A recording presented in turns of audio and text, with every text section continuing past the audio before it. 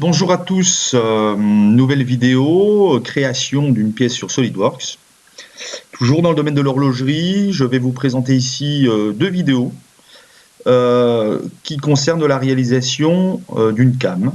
En l'occurrence, avec mes élèves de brevet des métiers d'art en horlogerie, lors du projet de réalisation d'une complication de minutes rétrograde, nous avons réalisé le choix d'utiliser donc une came qui doit être en liaison directe avec le thème.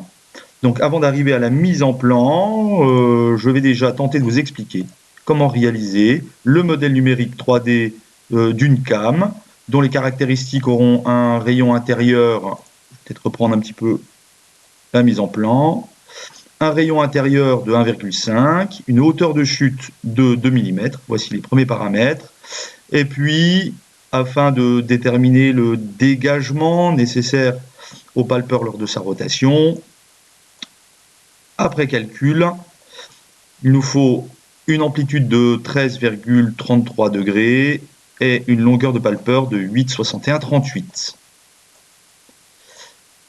Alors c'est parti. Donc nous allons déjà créer le modèle numérique 3D donc de cette came.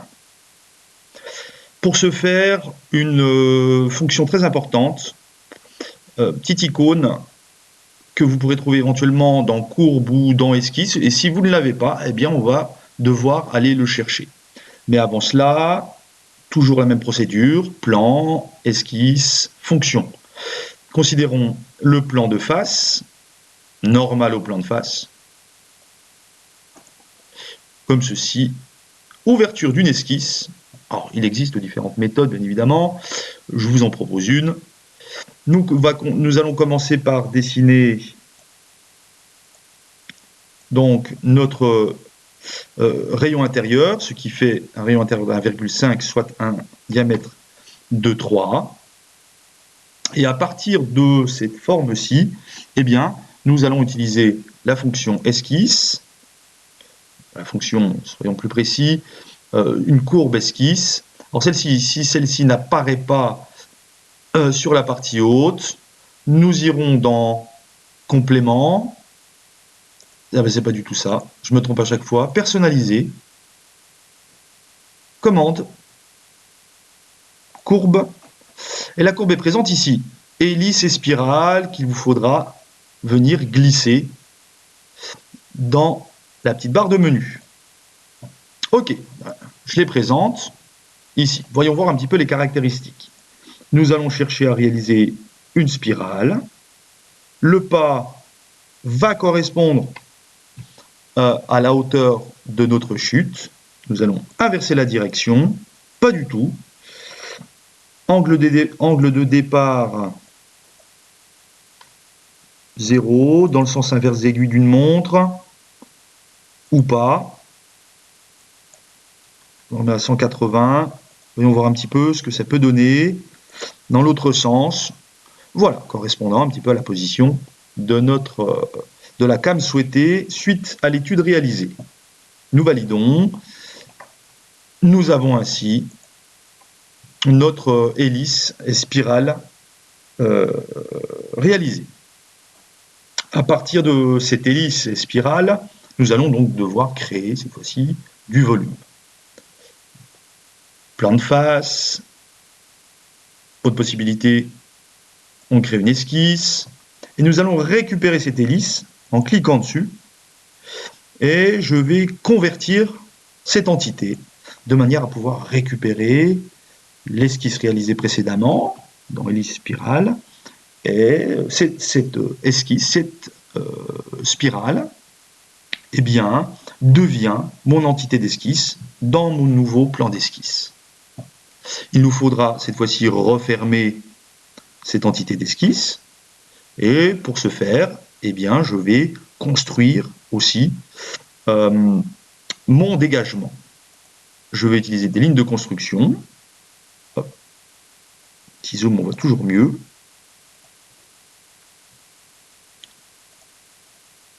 Je viens me mettre au centre.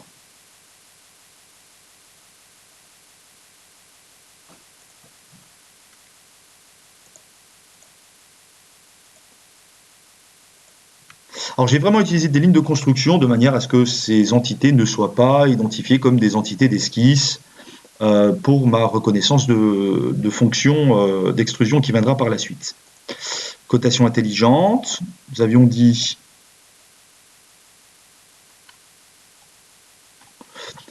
120 divisé par 9, en fait ce qui correspondra au 13,33 dont nous aurons besoin. Nous aurons ainsi automatiquement la valeur de la longueur du palpeur. Cette valeur que nous pouvons effectivement amener au dixième de micron. À partir de ce moment-là, il nous faut réaliser le petit dégagement. Pour ce faire, je vais utiliser un arc par son centre. Le centre, le voici. Le premier point, le voici. Le deuxième, le voici. Pour sortir de ma fonction, j'utilise la touche échappe. Il y a deux touches très importantes, à minima, j'ai envie de dire, lorsqu'on utilise SolidWorks. La touche échappe de votre clavier qui va vous permettre de sortir de la fonction, puis la touche supprime pour enlever les entités dont nous n'avons plus besoin. Par ailleurs, je vais rajouter au centre un alésage. Mon choix se portera sur un diamètre 2. Et normalement, croisons les doigts, tout devrait bien se passer pour la création de notre bossage en reconnaissant donc la section. L'esquisse doit être totalement fermée. Nous allons prendre une épaisseur de 1 mm. Et enfin,